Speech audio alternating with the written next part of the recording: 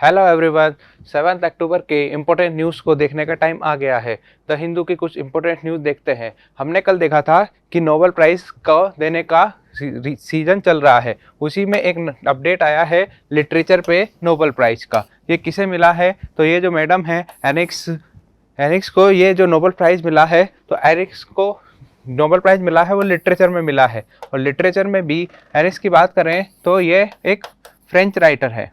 ये French writer हैं और इन्होंने अब फ्रेंच राइटर में भी इन्होंने जिस चीज़ के लिए, जिस कंसेप्ट के लिए इनको नोबेल प्राइज़ मिला है, जिस लिटरेचर के लिए नोबेल प्राइज़ मिला है, वो है इनके पर्सनल एक्सपीरियंस, वो भी क्लास और जेंडर के बारे में। इन्होंने फ्रेंच लैंग्वेज में अपने पर्सनल एक्सपीरियंस बताए क्लास और जेंडर के बारे में, और उसी पर एक लिटरेचर जो था वो डिजाइन करा, वो लिखा, और उसी पर अब इनको नोबेल प्राइज़ मिला है। तो जो रिलेवेंट इशू हैं, class related issues, gender related issues, हम देखते हैं काफ़ी ज़्यादा ऑल ओवर वर्ल्ड में ये देख न्यूज़ में रहते हैं। और उन्हीं पर जो नोबेल था, उसी पर जो एनिक्स को जो नोबेल प्राइज़ मिला है वो लिटरेचर के फील्ड में। आगे देखते हैं, यूएन की एक न्यूज़ है। यूएन की जो न्यूज़ है वो ये है कि UN council reject debate on Xinjiang. Xinjiang पे जो शिंजियांग में ऐसा माना जाता है कि चाइना का एक रीजन है। चाइना के इस रीजन में उइगर मुस्लिम रहते हैं। उइगर मुस्लिम्स पर काफ़ी ज़्यादा वायलेंस, जो चाइना की गवर्नमेंट पे ये आरोप लगता है कि उनके साथ काफ़ी ज़्यादा वो टॉर्चर करते हैं उइगर मुस्लिम्स को, जो कि वहाँ माइनॉरिटी में है। लेकिन शिंजियांग का जो इशू है, जो उइगर मुस्लिम्स का जो इशू है, वो यूएन काउंसिल जो है उस पर डिबेट नहीं करेगी। जबकि कल ही हमने देखा था कि सिन्हाला और तमिल वाला जो इशू था श्रीलंका का, उस पर वोटिंग हुई थी। तो UNHRC, UN human right council पर यह आरोप लगता है कि यह बाइसनेस का शिकार है। श्रीलंका तो एक कमजोर, एक वीक कंट्री था, तो उसके जो इश्यूज थे उन्हें तो डिस्कस कर लिया, लेकिन चाइना की पावर के आगे यूएनएचआरसी दब गया और शिंजियांग के इशू पर कोई डिबेट नहीं हो रही, उस पर कोई वोटिंग नहीं हो रही। और ये इसके लिए बोला जाता है कि ये चाइना की लॉबिंग का ही रिजल्ट है कि शिंजियांग का इशू डिस्कस नहीं हो रहा। हमारे लिए कुछ इंपॉर्टेंट नहीं है, ये इंपॉर्टेंट है यूएनएचआरसी। हमने कल ही डिस्कस कर रहा था कि जिनीवा में इसका हेडक्वार्टर है। इसमें 47 मेंबर हैं। 47 मेंबर्स की ये एक इंटर गवर्नमेंटल जो है इंटर स्टेट काउंसिल है। इंटर गवर्नमेंटल मतलब गवर्नमेंट के जो भी मेंबर स्टेट्स हैं यूएन के, उसके गवर्नमेंट के इसमें रिप्रेजेंटेटिव हैं। और इसमें जो 47 मेंबर्स हैं उन्हें यूनाइटेड नेशन जनरल असेंबली से चुना जाता है। हर कंट्री का इसमें टाइम टू टाइम इसमें रिप्रेजेंटेशन होता है एरिया ज्योग्राफी के वाइज। ये था यूएनएचआरसी जो हमने कल का रिवाइज कर लिया। इसके अलावा एक इम्पोर्टेंट न्यूज़ है कि वर्ल्ड बैंक का एक एस्टिमेट आया है कि जो हमारी फाइनेंशियल ईयर है, करंट फाइनेंशियल ईयर है, फाइनेंशियल ईयर 2022-23 में हमारी जो ग्रोथ है एक्सपेक्टेड वो 6.5% होगी। यानी 1 अप्रैल 2022 से 31 मार्च 2023 तक हमारी इस पूरे पीरियड में हमारी एक्सपेक्टेड जो ग्रोथ है वो हमारी 6.5% होगी। ये वर्ल्ड बैंक बोल रहा है। ये चीज़ें एक्सपेक्टेड है, एक्यूरेट क्या होगी ये तो टाइम खत्म होने के टाइम पीरियड जो पूरा हो जाएगा उसके बाद ही पता चलेगा गवर्नमेंट के डाटा में, बजट के थ्रू। लेकिन ये चीज़ें जो है ना एक्सपेक्टेड 6.5% ही होगी। ये अब करंट जो आज की जो सिचुएशन है उसको देखते हुए वर्ल्ड बैंक ने कहा है। इन फ्यूचर यदि कोई डिजास्टर आ जाता है या कोई प्रॉब्लम क्रिएट हो जाती है तो ये कम भी हो सकती है। ऐसा हो सकता है कि हमारी जो इकोनॉमी है उसमें बूस्ट हो जाए तो ये बढ़ भी सकती है। तो ये एक्सपेक्टेड है और ये डेली अपडेट होता है। आज वर्ल्ड बैंक ने बोला है, कल आईएमएफ बोलेगा, उसके बाद एशियन बैंक बोलेगा, फिर इसके बाद एशिया इंफ्रास्ट्रक्चर इन्वेस्टमेंट बैंक बोलेगा। तो रोज इसका अपडेट आ जाता है। हमारे लिए तो इतना इंपॉर्टेंट होता है कि वर्ल्ड बैंक क्या है। तो वर्ल्ड बैंक जो है वो आईएमएफ और वर्ल्ड बैंक दोनों को सिस्टर ऑर्गेनाइजेशंस कहा जाता है। यूनाइटेड नेशन के साथ साथ यूनाइटेड नेशन तो एक पॉलिटिकल ऑर्गेनाइजेशन है, लेकिन कई ऐसे इकोनॉमिक ऑर्गेनाइजेशंस की भी जब सेकेंड वर्ल्ड वॉर हुआ और कई सारे देश इंडिपेंडेंट हुए तो उस समय कई देशों के लिए इकोनॉमिक सोवरेनिटी एक इशू था। आर्थिक रूप से, इकोनॉमिक रूप से सोवरेन होना भी कहीं एक बड़ा इशू था। उनके लिए जो फंड था या यूँ बोलें कि जो पैसे थे उनका इंतजाम करने के लिए ही कई ऐसे ऑर्गेनाइजेशंस बनाए गए, IMF, वर्ल्ड बैंक। ये पूरी कहानी है वर्ल्ड वार सेकंड के बाद में। तो इस तरीके से कई सारे इकोनॉमिक इंस्टीट्यूशंस का गठन हुआ, IMF का, वर्ल्ड बैंक का, ताकि जो भी हमारे जो नए इंडिपेंडेंट कंट्रीज हैं और वर्ल्ड वार सेकंड से का कहीं जैसे स्पेशली यूरोपियन कंट्रीज पर कहीं ज़्यादा नेगेटिव इम्पैक्ट पड़ा था, उन सब चीज़ों को, इकोनॉमिक प्रॉब्लम्स को एड्रेस करने के लिए ही वर्ल्ड बैंक और IMF जैसे इंस्टीट्यूशंस को बनाया गया, इनको इस्टेब्लिश करा गया। ये वर्ल्ड बैंक और IMF का काम है कि ये जो कम लोअर रेट पर, इंटरेस्ट रेट पर जो है वो जो मेंबर कंट्रीज हैं उन्हें लोन प्रोवाइड करते हैं।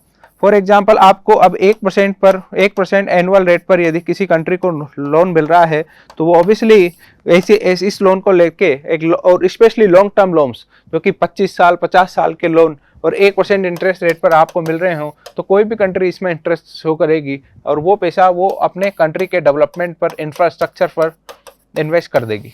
तो ऐसे पूरा एक मनी का या यूँ बोलें कि रिसोर्स, इकोनॉमिक रिसोर्सेज का फ्लो चलता है कि वर्ल्ड बैंक अब लोन्स के थ्रू अपने जो मेंबर कंट्रीज हैं वो उनको डेट प्रोवाइड कराता है, लोन प्रोवाइड कराता है। उसके बाद वो कंट्रीज अपने इकोनॉमिक डेवलपमेंट में, जैसे इंफ्रास्ट्रक्चर हो गया और भी डेवलपमेंट एक्टिविटीज़ है, उनमें इन्वेस्ट करती हैं। और अब बात आती है कि इंडिया की, तो इंडिया IMF का भी मेंबर है और वर्ल्ड बैंक का भी मेंबर है। आगे बढ़ते हैं। 3 न्यूज़ आज हमने मेन पेज पे देख ली। इसके अलावा दशहरा रैली है महाराष्ट्र की, इम्पोर्टेंट नहीं है। पॉलिटिकल न्यूज़ ज़्यादा है आज। सिटी, दिल्ली सिटी में भी ऐसा कोई स्पेशल न्यूज़ नहीं है। DDA की न्यूज़ है।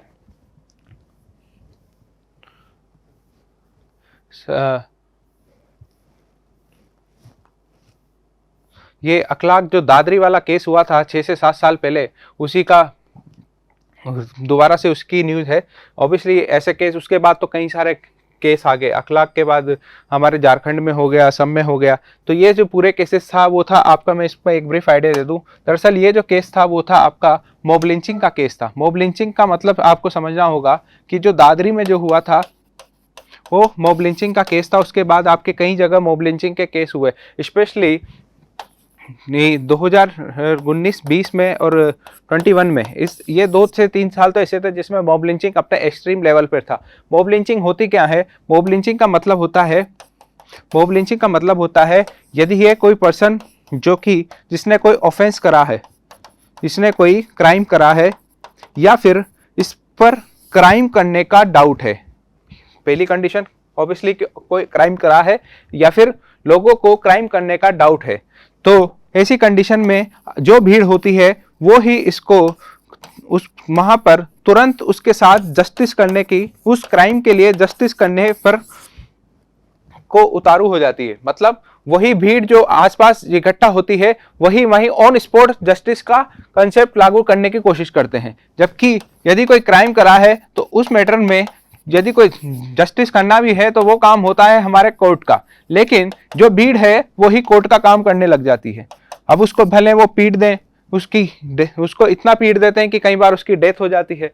और ऐसे ही केसेस जो होते हैं वो मॉब लिंचिंग कहलाती है। मॉब लिंचिंग जो है वो हमारे ऐसा माना जाता है कि लॉ एंड ऑर्डर का फेलियर है। जब आपकी जो आसपास की जो भीड़ है वो किसी क्राइम के लिए या क्राइम के एक पॉसिबिलिटी के लिए ही ऑन स्पॉट पुलिस का काम करने लगती है, जुडिशरी का काम करने लगती है। ऑन स्पॉट उसके साथ जो भी करना है, चाहे वो उसको पीटना हो चाहे मारना हो, ये सारी बातें मॉब लिंचिंग में आती हैं।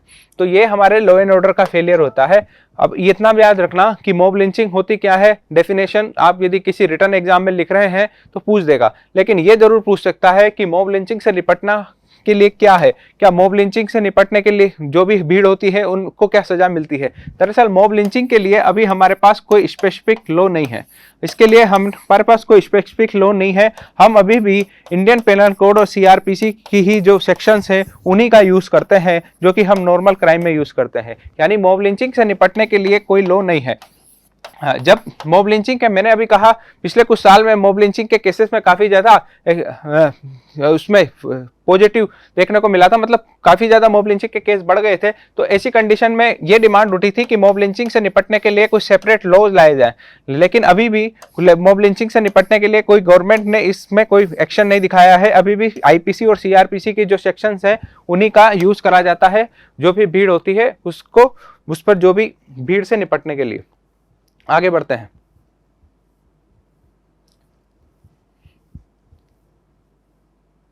स्टेट्स की न्यूज है, अनिल देशमुख महाराष्ट्र के एक्स होम मिनिस्टर, उनकी जो न्यूज है। आगे बढ़ते हैं। अगेन स्टेट्स की न्यूज है, भारत जोड़ो यात्रा की, ये भी इंपॉर्टेंट नहीं हो जाती।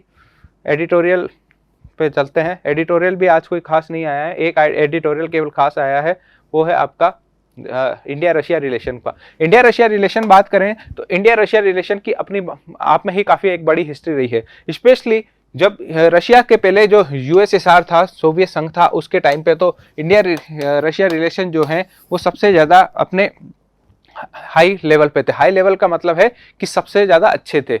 लेकिन टाइम टू टाइम चीज़ें बदली, कोल्ड वॉर ख़त्म हुआ, यूएसएसआर का डिसइंटीग्रेशन हुआ और रशिया के साथ हमारे रिलेशन एक बार फिर रिन्यू हुए। हम आज प्रेजेंट रिलेशन की बात करें तो हम आज प्रेजेंट के रिलेशन में बात करें तो इंडिया और रशिया कई सारे प्लेटफॉर्म पर काम करते हैं। इंडिया और रशिया दो ऐसे कंट्री हैं जिनकी अपने आप में हर साल एनुअल समिट्स होती हैं।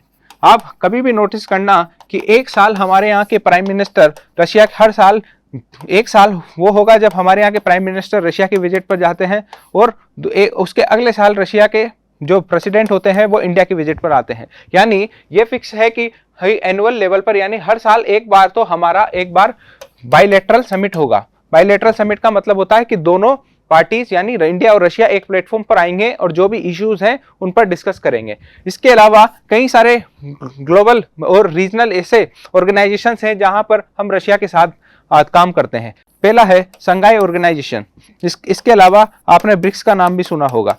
इसके अलावा मैंने ये भी कहा था कि यूनाइटेड नेशन सिक्योरिटी काउंसिल में इंडिया को परमानेंट मेंबरशिप दिलाने के लिए भी जो है, इंडिया को परमानेंट मेंबरशिप दिलाने के लिए भी रशिया काफ़ी टाइम से हमारा सपोर्ट कर रहा है। इस तरीके से ये रीजनल ऑर्गेनाइजेशंस हो या फिर ग्लोबल ऑर्गेनाइजेशंस हो, चाहे वो हम एक कॉमन, हम दोनों यानी इंडिया और रशिया एक साथ उसके पार्टनर्स हैं, वहाँ पर एक दोनों उसके मेंबर्स हैं और इसके अलावा कई सारे प्लेटफॉर्म हैं, स्पेशली इंटरनेशनल प्लेटफॉर्म पर ये हमारी सपोर्ट करता हुआ नजर आता है। एग्जाम्पल हमने देख लिया यूएनएससी का। इसके अलावा कुछ दिन पहले हमने सुखोई 30 की चर्चा करी थी, तो सुखोई 30 भी हम किससे परचेज करते हैं, तो वो रशिया की एक जो कंपनी है, डिफेंस मैन्युफैक्चरिंग कंपनी, उससे इंपोर्ट करते हैं। इस तरीके से यदि हमारे डिफेंस रिलेशन को हम ओवरऑल देखें तो इंडिया रशिया से काफ़ी सारे जो डिफेंस वेपन्स हैं वो इंडिया आते हैं, यानी इंडिया उन्हें इंपोर्ट करता है। चाहे वो सुखोई 30 की बात हो, चाहे वो ब्रह्मोस मिसाइल की बात हो, कि कई सारे एग्जाम्पल्स ऐसे हैं, कई सारे हेलीकॉप्टर्स हैं, कई सारी मिसाइल्स हैं। ब्रह्मोस मिसाइल तो हम दोनों मतलब रशिया और इंडिया मिलकर एक इसका मैन्युफैक्चरिंग भी कर रहे हैं। इसके अलावा हम कई सारी बायलैटरल एक्सरसाइज है, जैसे इंदिरा है, और भी हैं, नेवी की अपनी अलग है। तो हमारी नेवी होगी, एयरफोर्स हो गई, ये सब इसके साथ हमारी बायलैटरल एक्सरसाइज भी होती हैं। कई मल्टीलैटरल एक्सरसाइज में भी हम पार्टिसिपेट कर रहे हैं। ओवरऑल सब गुड ही है, लेकिन एक जगह कुछ कंडीशंस ऐसी है कि डिफेंस ठीक है, पॉलिटिकल लेवल पर ठीक है, दोनों की अच्छी बॉन्डिंग है, लेकिन एक जगह थोड़ा सा दिक्कत होती है, वो है हमारे इकोनॉमिक रिलेशन में। इकोनॉमिक रिलेशन में बात करें तो इकोनॉमिक रिलेशन में हमारा जो बायलैटरल ट्रेड है वो 50 बिलियन यूएस डॉलर तक भी नहीं पहुंच पाया है। अब 50 बिलियन यूएस डॉलर तक भी आपका ट्रेड नहीं पहुंच पाया है, तो ऐसी कंडीशन में ऐसा बोला जाता है कि इकोनॉमिक रिलेशन अभी भी जितने बूस्ट होने चाहिए थे उतने नहीं है। यानी न तो इंडिया से कोई चीज़ इंपोर्ट रशिया हो रही है और न ही रशिया और इंडिया के बीच में एक्सपोर्ट जो इंपोर्ट है वो अभी भी कम है। ना तो वो हमसे इंपोर्ट कर रहे हैं, ना हम उनसे इंपोर्ट कर रहे हैं, ना वो हमें एक्सपोर्ट कर रहे हैं, ना हम उन्हें एक्सपोर्ट कर रहे हैं। हालांकि पिछले कुछ टाइम में जब से हम रशियन ऑयल को इंडिया इंपोर्ट करने लगा है, उसके बाद से ये जो फिगर है वो बढ़ने लगा है। लेकिन इंडिया के लिए तो चीज़ें नेगेटिव ही है, क्योंकि हम तो इंपोर्ट ही कर रहे हैं। अभी भी हमारे पास रशिया को एक्सपोर्ट करने के लिए कुछ ऐसे आइटम्स नहीं हैं। रशियन ऑयल कि जिस तरीके से रशियन ऑयल का इंपोर्ट लगातार बढ़ रहा है उसके साथ साथ ये जो बायलैटरल ट्रेड है हमारा वो रशिया की तरफ झुक रहा है। यानी हमारा जो ट्रेड डिफरेंस देखें, ट्रेड डिफरेंस का मतलब होता है कि हमने कितना एक्सपोर्ट करा, उन्होंने हमें कितना एक्सपोर्ट करा, उनका डिफरेंस। तो ट्रेड डिफरेंस जो है लगातार बढ़ रहा है और वो रशिया की तरफ ज्यादा झुक रहा है। यानी रशियन जो ऑयल है, क्रूड ऑयल है, उसके थ्रू हमारे यहाँ एक्सपोर्ट बढ़ा रहा है, लेकिन अभी भी इंडिया का एक्सपोर्ट इतना नहीं बढ़ रहा है। आगे चलते हैं। एक बड़ा आर्टिकल है आपका टेक्स्ट एंड कंसेप्ट में गिग इकोनॉमी पे। तो गिग इकोनॉमी की बात कर लेते हैं। तो गिग इकोनॉमी आपसे पूछ देगा कि गिग इकोनॉमी है क्या। यदि गिग इकोनॉमी की बात करें तो गिग इकोनॉमी जो है वो एक फ्री मार्केट सिस्टम का ही पार्ट है। फ्री मार्केट सिस्टम की पार्ट है जिसमें गिग इकोनॉमी में ऐसा बोला जाता है कि जो भी ऑर्गेनाइजेशंस हैं और जो वर्कर्स हैं उनके बीच में जब जो एग्रीमेंट होता है वो टेम्पररी हो। आपको ये पता होगा कि ट्रेडिशनली आप बात करें तो यदि कोई भी ऑर्गेनाइजेशन है या कोई भी कंपनी है वो किसी एम्प्लॉय को हायर करती है तो वो उसे लगभग परमानेंट लेवल पर उसे हायर करती है कि आप आ जाइए और उसके आप जब तक आप 60 के नहीं हो जाते या 55 के नहीं हो जाते, 65 जो भी उनका एज लिमिट क्राइटेरिया है, तब तक हमारी कंपनी को अपनी सर्विस दीजिए। उसके बदले में आपको जो भी इकोनॉमिक लेवल पर जो भी मदद होती है जिसे हम सैलरीज वगैरह बोलते हैं वो मिल जाएगी। तो ये ट्रेडिशनल सिस्टम था। लेकिन आजकल होता क्या है, आप जोमेटो देखा होगा, क्या जोमेटो आपके घर जो जोमेटो या स्विगी वाला बॉय जो डिलीवरी करने आता है, तो क्या स्विगी का उसके साथ ये एग्रीमेंट है कि जब तक आप 60 साल के नहीं हो जाओगे, 60 के नहीं हो जाओगे या 50 के नहीं हो जाओगे, तब तक हम आपको डिलीवरी सर्विस की आप हमें फैसिलिटीज दो? ऐसा तो कोई एग्रीमेंट नहीं है। इसी तरीके से आपके पास अमेजोन फ्लिपकार्ट वाले आते हैं। फ्लिपकार्ट अमेजोन वाले जो बॉयज आते हैं, जो भी डिलीवरी लोग होते हैं, क्या वो उन्हें अमेजोन या फ्लिपकार्ट ने क्या उनकी पेंशन होने तक 50-60 साल तक हायर कर रखा है?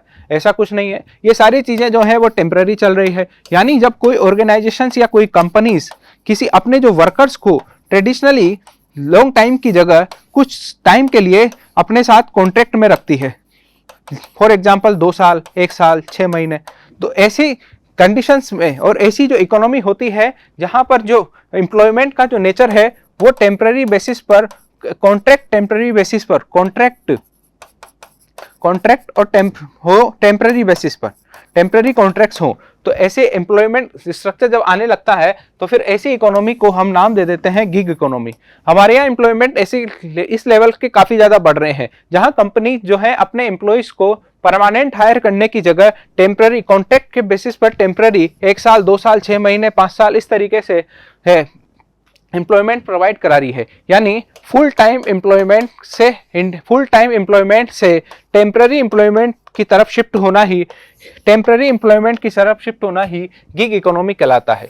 यही चीज हमारे गिग इकोनॉमी का रिलेशन हमारे एम्प्लॉयमेंट से है। तो आपसे कई सवाल पूछ सकता है कि गिग इकोनॉमी का रिलेशन किससे है, डेप्थ स्ट्रक्चर से है कि एम्प्लॉयमेंट से है या फिर हमारी जीडीपी ग्रोथ से है। तो इस तरीके से 4 ऑप्शन दे देगा कंफ्यूज करने के लिए। तो गिग इकोनॉमी हमारे एम्प्लॉयमेंट स्ट्रक्चर से जुड़ती है, जो कि हम परमानेंट एम्प्लॉयमेंट से टेम्पररी एम्प्लॉयमेंट, कॉन्ट्रैक्ट वाले जो एम्प्लॉयमेंट होते हैं टेम्पररी कॉन्ट्रैक्ट एम्प्लॉयमेंट की तरफ शिफ्ट होते हैं, तो वही गिग इकोनॉमी कहलाता है। हमने प्रचंड के बारे में ऑलरेडी पढ़ लिया था, कुछ दिन पहले प्रचंड बना था। प्रचंड के बारे में सबसे इंपॉर्टेंट बात तो है कि ये हमारा इंडिजिनस हेलीकॉप्टर है। इंडिजिनस का मतलब होता है कि हमारे इंडिया में ही इसका मैन्युफैक्चरिंग करा है। जब इंडिया ने मैन्युफैक्चरिंग करा है तो इंडिया इसकी मैन्युफैक्चरिंग करने वाली कंपनी का नाम कौन है? तो हिंदुस्तान एरोनॉटिकल लिमिटेड HAL ने इसको मैन्युफैक्चर करा है। अब आपसे पूछ देगा प्रचंड है क्या? प्रचंड है एक आपका LCH। आपसे LCH की फुल फॉर्म भी पूछ सकता है कि LCH प्रचंड में LCH की फुल फॉर्म क्या है? तो LCH की फुल फॉर्म क्या है? तो लाइट कॉम्बैक्ट हेलीकॉप्टर है। आपसे यह भी पूछ सकता है कि प्रचंड है क्या? प्रचंड क्या एक सबमरीन है? प्रचंड क्या एक एयरक्राफ्ट है कि यह एक हेलीकॉप्टर है? तो पहली बात तो यह हेलीकॉप्टर है, और हेलीकॉप्टर में भी किस कैटेगरी का? लाइट कॉम्बैक्ट हेलीकॉप्टर, और इसे इंडिया की ही एक कंपनी ने बनाया है, तो यह इंडिजिनस है, इसलिए यह इंपॉर्टेंट हो जाता है। अगेन आगे बढ़ते हैं। फ्री ट्रेड एग्रीमेंट की बात चल रही है यूके के साथ। दरअसल हमने ओवरऑल जो हमारे पूरे वर्ल्ड में हमने फ्री ट्रेड एग्रीमेंट को अपने पॉलिसी है उसे एक्सटेंड करा है, लेकिन अभी भी हम जो लोग जो हैं वो EU और यानी इकोनॉमिक यूनियन और UK के साथ अभी भी फ्री ट्रेड एग्रीमेंट को साइन नहीं कर पाए हैं। हमारे लिए इंपॉर्टेंट ये हो जाता है कि फ्री ट्रेड एग्रीमेंट होता क्या है। फॉर एग्जांपल, ये कोई एक कंट्री है और ये कोई दूसरी कंट्री है। यहाँ से यदि आप कोई चीज को इस कंट्री से यदि कोई इंडिया में इंपोर्ट होगा, यदि तो ये जिस पोर्ट पर ये आ रही है उस पोर्ट पर आते ही इस पर इंपोर्ट ड्यूटी लगती है। इंपोर्ट ड्यूटी मतलब इंडिया में आना है तो आपको एक ड्यूटी, एक थोड़ा बहुत तो पैसा देना पड़ेगा। इसी तरीके से हमारी कोई चीज, फॉर एग्जांपल ये चेन्नई एयरपोर्ट है, चेन्नई एयरपोर्ट से कोई चीज निकलकर किसी दूसरे कंट्री के किसी पोर्ट पर जाती, चेन्नई पोर्ट से कोई चीज निकलकर यदि ये चीज किसी दूसरे कंट्री के पोर्ट पर जाती है तो वहां पर हमारी जो आइटम है उसे इंपोर्ट ड्यूटी पे करना होगा। ऐसे सिस्टम में जो बायलैटरल ट्रेड होते हैं वो काफी ज्यादा कॉम्प्लिकेट हो जाते हैं। हमारी जो जितना प्रॉफिट होना चाहिए था उसका एक बड़ा शेयर हमारे इंपोर्ट ड्यूटीज में चला जाता है। ऐसी कंडीशंस में कंट्रीज ये डिसाइड कर लेते हैं कि X, Y, Z, A, B, C इस तरीके से ये आइटम्स की एक लिस्ट है, इन आइटम्स को लिस्ट है, और ये आइटम्स जब हमारे और आपके दोनों कंट्रीज के बीच जब इनका एक्सपोर्ट इंपोर्ट होगा तो हमारी जो इंपोर्ट ड्यूटी होगी वो 0 होगी। इसी को बोलते हैं free trade. Free trade agreement जब किसी कंट्री के साथ हम साइन करते हैं तो इसका मतलब ये नहीं है कि कुछ भी बेचो सब पे इंपोर्ट ड्यूटी 0 होगी, ऐसा नहीं है। इसमें एक लिस्ट होती है, उसमें ओवरऑल डिसाइड करते हैं कि इन आइटम्स को लेकर हमारी फ्री ट्रेड ड्यूटी होगी और इन आइटम्स को लेकर हमारी, या फिर या तो ये डिसाइड कर लेते हैं कि ये लिस्ट है और इस आइटम पर हमारी इंपोर्ट ड्यूटी 0 होगी, या फिर दूसरा तरीका ये होता है कि ये लिस्ट है, इसके अलावा जो भी आइटम इंपोर्ट होगा उस पर इंपोर्ट ड्यूटी 0 होगी। दो तरीके होते हैं कि ये कंट्री टू कंट्री हम वेरी करते हैं। इसमें कई सारे होते हैं। फ्री ट्रेड एग्रीमेंट होता है, एक प्रेफरेंशियल ट्रेड एग्रीमेंट होता है, एक आपका कॉमन यूनियन होता है, इस तरीके से एक आपका इकोनॉमिक यूनियन होता है। इस तरीके से कई सारे बायलैटरल एग्रीमेंट्स हो सकते हैं, जिसमें सबसे ज्यादा पॉपुलर आपका फ्री ट्रेड एग्रीमेंट ही है, जो कि इंपोर्ट ड्यूटी के 0 होने से रिलेटेड है। हमने कल नेशनल ग्रीन ट्रिब्यूनल के बारे में पढ़ा था, आज आया है UAPA ट्रिब्यूनल। हमने ट्रिब्यूनल के बारे में जानना जरूरी है। जो हमारा जो ट्रेडिशनल डिस्प्यूट रेजोल्यूशन सिस्टम था, जिसमें हम supreme court, high court, district court ये सब पढ़ते थे, तो हमने यह देखा था कि इसमें केसेस की जो पेंडेंसी रेट है वो काफी ज्यादा है, क्योंकि जो केसेस का जो सोल्व करने का जो ओवरऑल एवरेज पीरियड है वो मोर देन 3 to 4 ईयर है। या लगभग 3 से 4 साल या इससे ज्यादा टाइम ही लगता है किसी केस को सोल्व करने में। हमारे जो ट्रेडिशनल सिस्टम है, ट्रेडिशनल डिस्प्यूट रिजोल्यूशन सिस्टम में, जिसमें supreme court, high court, district court ये सब आते हैं।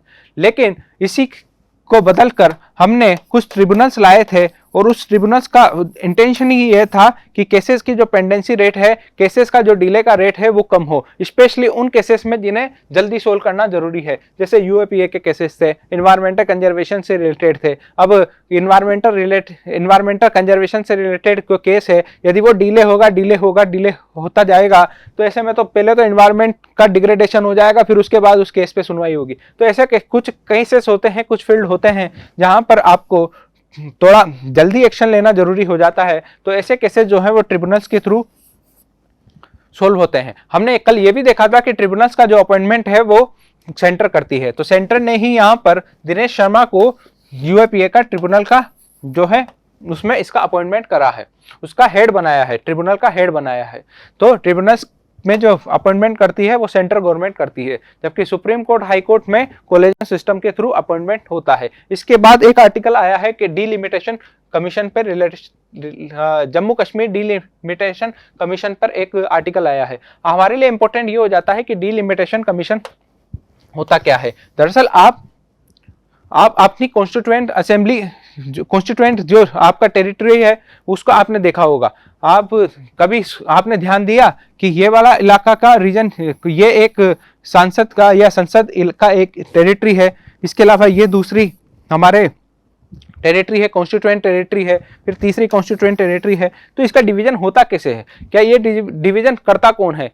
तो इसके लिए जो हमारी जो इलेक्शंस में जो ये पहले हमारे इलेक्शंस के पहले और टाइम टू टाइम ये हमारे यहाँ जो हमारी जो टेरिटरी है उसे डिलिमिटेड किया जाता है और उसे कई सारे कॉन्स्टिट्यूएंट टेरिटरी में डिवाइड करा जाता है। और एक कॉन्स्टिट्यूएंट टेरिटरी से आपके एक एमपी या जो भी होता है, यदि पार्लियामेंट में इलेक्शन के लिए है तो एक एमपी चुना जाता है और एक असेंबली के लेवल पर उससे एक एरिया से एक एमएलए चुना जाता है।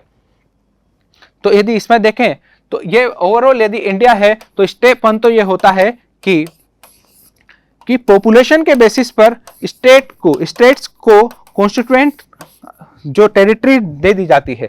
फॉर एग्जांपल यूपी को लोकसभा में 80 टेरिटरीज मिली उनके पॉपुलेशन के बेसिस पर, फिर राजस्थान को 25 टेरिटरीज मिली। अब सेकंड स्टेप ये होता है कि यूपी को 80 टेरिटरीज मिल गई, तो अब ये यूपी का मैप है तो इस यूपी के मैप को उनकी अगेन पॉपुलेशन के बेसिस पर उसे 80 कॉन्स्टिट्यूएंट टेरिटरी में डिवाइड करा जाएगा।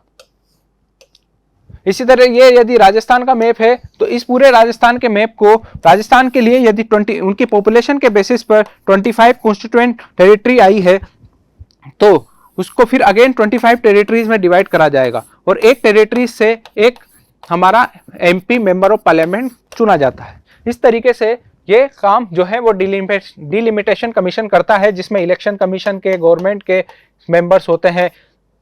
इसके अलावा जुडिशरी के भी इसमें मेंबर्स होते हैं। इलेक्शन कमीशन, जुडिशरी, इनके मेंबर्स इसमें काम करते हैं। फर्स्ट डिलिमिटेशन कमीशन एक ऑर्डर था 1951 का, उसमें बना था और इसने 1952 से काम करना स्टार्ट करा था। यानी 1951 का एक ऑर्डर, जिसके बाद 1952 से एक फर्स्ट जो हमारा डिलिमिटेशन कमीशन था उसने काम करना स्टार्ट करा था। ये पूरा डिलिमिटेशन कमीशन के बारे में था। अगेन पॉलिटिकल न्यूज है बीजेपी कांग्रेस की। आगे बढ़ते हैं। ये एवलांच की न्यूज है, किस तरीके से एवलांच का रेस्क्यू कर रहे हैं। हमने ऑलरेडी पिछले 2 दिन से देख रहे हैं जो द्रौपदी पिक थी उस पर जो एवलांच आया उत्तरकाशी में, वहां का। आगे बढ़ते हैं। Can read and talk Vyommitra skill get a lift off with digital grey matter. आखिर है कौन ये वयोमित्र? दरअसल हमने इसरो ने एक मिशन चलाया है, एक मिशन डिजाइन करा है, गगनयान मिशन। यहां पर लिख रहा है Gaganyaan human space flight mission. इस गगनयान मिशन में हम ये अर्थ से कुछ स्पेस में कुछ हम जो लोग हैं, ह्यूमन लोग जो हैं, उन्हें स्पेस में भेजा जाएगा। एक फ्लाइट के थ्रू एक चक्कर कटा के लाया जाएगा, यानी स्पेस टूरिज्म, जिसको बोलते हैं स्पेस टूरिज्म। स्पेस टूरिज्म में हमने देखा कि ये एक अर्थ से एक फ्लाइट मतलब एक मिशन स्पेस फ्लाइट मिशन अर्थ के चारों तरफ चक्कर लगाएगा और इसमें स्पेस में लोग विजिट करेंगे। अब लोग विजिट करेंगे, लेकिन उसके लिए पहले कोई भी चीज़ होती है तो उसके लिए ट्रायल तो होता है। तो उसी ट्रायल में लोगों के विजिट करने से पहले कि लोगों को कोई नुकसान नहीं हो, उसकी जगह ट्रायल करना है। तो अब ट्रायल किससे करें? तो ट्रायल के लिए हमने रोबोट यूज़ कर लिया और वही रोबोट का नाम है आपका वयोमित्र। और उसको ये जो वयोमित्र है वो आर्टिफिशियल इंटेलिजेंट बेस है। अब आर्टिफिशियल इंटेलिजेंट बेस रोबोट है तो ऑब्वियसली बात है, पढ़ भी सकता है, बात भी कर सकता है। तो आपसे पूछ देगा कि वयोमित्र है कौन? तो वयोमित्र जो है वो एक रोबोट है। एक वयोमित्र जो है वो आपका एक रोबोट है, जो कि हमारे जो Gaganyaan human space flight mission है उसमें ट्रायल के रूप में उसका यूज हो रहा है। दूसरा क्वेश्चन ये पूछ देगा कि गगनयान मिशन किससे रिलेटेड है, क्या ये हमारे कौन से प्लेनेट से रिलेटेड है या फिर इसका काम क्या है। तो ये इसका रिलेशन जो है उसका गगनयान मिशन का ह्यूमन स्पेस टूरिज्म से रिलेटेड है, यानी लोगों को इसमें स्पेस में भेजा जाएगा। ये आपका वयोमित्र के बारे में आर्टिकल था। आगे बढ़ते हैं। Again Sri Lanka human right council, already हम पहले पेज पे डिस्कस कर चुके हैं। आज वर्ल्ड पॉलिटिक्स में भी हमारे काम की कोई न्यूज़ नहीं है। सबसे अच्छी बात तो ये है कि आज कहीं पर हमें यूक्रेन वाली न्यूज़ दिख नहीं रही है, हम देखते हैं आई तो होगी कहीं पर। आगे बढ़ते हैं। मैंने कहा था ना आएगी तो सही, रोज़ अपडेट आता है। खेरसोन रीजन का एक न्यूज़ आई है। अगेन जैसे कि हम रोज़ ही बात करते हैं कि रशिया यूक्रेन नॉट इम्पोर्टेंट, लेकिन एक चूँकि जोग्राफिकल लोकेशन न्यूज़ में आई है, तो खेरसोन की एक लोकेशन है, पिछले काफ़ी टाइम से ये न्यूज़ में आई है, आती रहती है। लगभग हर सप्ताह आपको एक बार खेरसोन रीजन देखने को मिलेगा। दरअसल ये रशिया यूक्रेन वॉर का एक हॉटस्पॉट है। हॉटस्पॉट का मतलब है कि यहाँ पर सबसे ज़्यादा इफेक्टेड एरिया है। खेरसोन रीजन है कहाँ? ये यूक्रेन का एक सिटी है, यूक्रेन का एक सिटी खेरसोन। तो ये याद रखिएगा, आपसे पूछ देगा कि हाल ही में खेरसोन न्यूज़ में था, तो खेरसोन का रिलेशन किस कंट्री से है, आप कंफ्यूज हो जाओगे यूक्रेन से है कि रशिया से है। इसके अलावा और कई ऑप्शन दे देगा जो कि अभी न्यूज़ में हो, तो जब तक पता नहीं होगा तब तक इसको आंसर करना थोड़ा मुश्किल होता है। तो खेरसोन का ध्यान रखिएगा। अगेन सर्विस सेक्टर का पीएमआई में थोड़ा सा देखने को मिला है कि उसकी ग्रोथ स्लो हुई है। तो सर्विस सेक्टर तो आप जानते हैं, प्राइमरी सेक्टर हमारी एग्रीकल्चर सेक्टर, इसके अलावा मैन्युफैक्चरिंग सेक्टर और service sector is too much easy. But आपके लिए कंफ्यूजिंग ये है कि मैनेजिंग इंडेक्स क्या है, पीएमआई है क्या। परचेजिंग मैनेजर इंडेक्स की बात करें तो परचेजिंग मैनेजर इंडेक्स जो है वो आपके एक सर्वे बेस्ड इंडेक्स है।